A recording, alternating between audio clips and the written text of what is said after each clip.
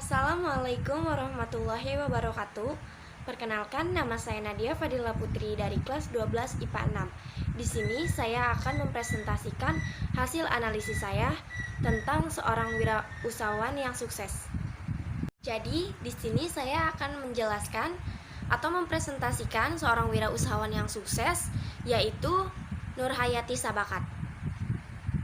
Nurhayati Sabakat lahir pada tanggal 27 Juli 1950 di Padang Panjang, Sumatera Barat. Ia merupakan anak kedua dari 8 bersaudara. Di Padang Panjang, beliau sekolah di Pondok Pesantren Diniyah Putri, hingga kemudian beliau pindah ke Padang dan melanjutkan sekolahnya di Kota Padang. Sejak kecil, Nurhayati Sabakat memiliki otak yang cerdas. Terbukti gadis Minangkabau ini berhasil diterima di Institut Teknologi Bandung (ITB) di jurusan farmasi. Di kampus itu juga ia bertemu dengan lelaki yang kini menjadi suaminya, yaitu Sabakat Hadi. Menyelesaikan kuliah tepat waktu, ia kemudian pulang ke kampung halamannya di Sumatera Barat dan bekerja di rumah sakit di Kota Padang sebagai seorang apoteker.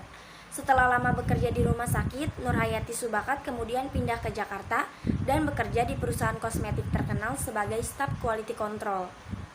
Di perusahaan tersebut kemudian menanjak, namun Nurhayati Sabakat kemudian memilih keluar dari perusahaan dan memilih untuk merintis usaha sendiri. Berbekal pengalaman ketika bekerja di perusahaan kosmetik tersebut, ia kemudian mencoba untuk membuat produk sampo bermerek Putri. Usahanya, produk sampo tersebut ia jalankan di rumahnya sendiri dengan dibantu oleh satu karyawan, yaitu pembantunya sendiri. Nurhayati Sabakat kemudian memperkenalkan produknya di salon-salon yang berada di wilayah Jakarta. Pelan tapi pasti, produknya kemudian mulai diterima di masyarakat. Meskipun industri rumahan, usahanya berkembang pesat berkat kejelian melihat peluang pasar. Keuangan perusahaan kemudian terus meningkat. Beliau bahkan mendirikan PT Pusaka Tradisi Ibu dalam manajemen usaha samponya. Seperti kata pepatah, semakin tinggi pohon, maka semakin banyak angin yang menerpa. Cobaan datang beberapa tahun kemudian. 5 tahun setelah usahanya berkembang pesat, pabrik milik Nurhayati Sabakat dilalap api dan terbakar. Kejadian tersebut membuat nasib usaha sampo milik Nurhayati Sabakat berada di titik nadir. Pabrik terbakar dan utang di bank yang belum lunas membuat beliau sempat ingin menutup usahanya. Belum lagi ia memiliki karyawan yang harus ia bayarkan gajinya. Namun disinilah titik balik dari Nurhayati Sabakat.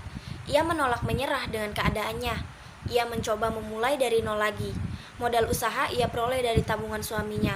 Dana tersebut kemudian ia pakai untuk membayarkan gaji karyawannya dan mencoba membangun pabriknya kembali.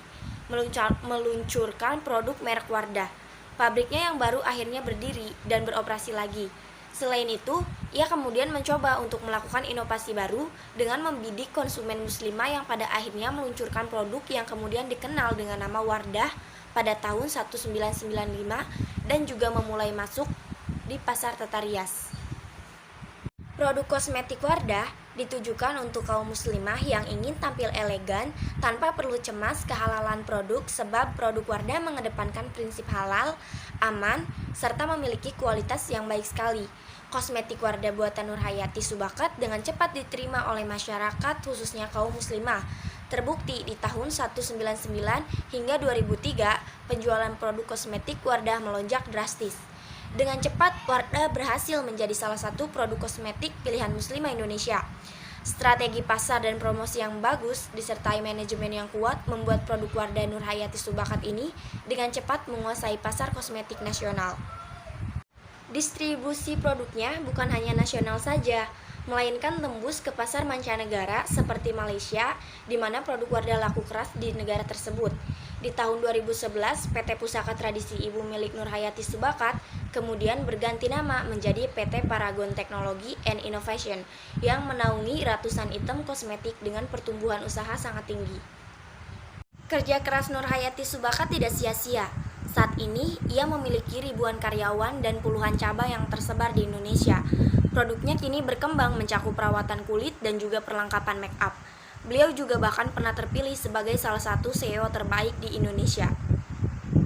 Pelajaran yang dapat diambil ialah kesulitan apapun yang kita lewati, kita jangan pernah menyerah pada keadaan. Selalu tetap optimis dan yakin bahwa pasti akan ada jalan keluarnya selama kita berusaha dan berdoa. Sekian dari presentasi saya. Mohon maaf bila ada salah kata atau kata yang tidak enak didengar. Mohon maaf dan terima kasih. Wassalamualaikum warahmatullahi wabarakatuh.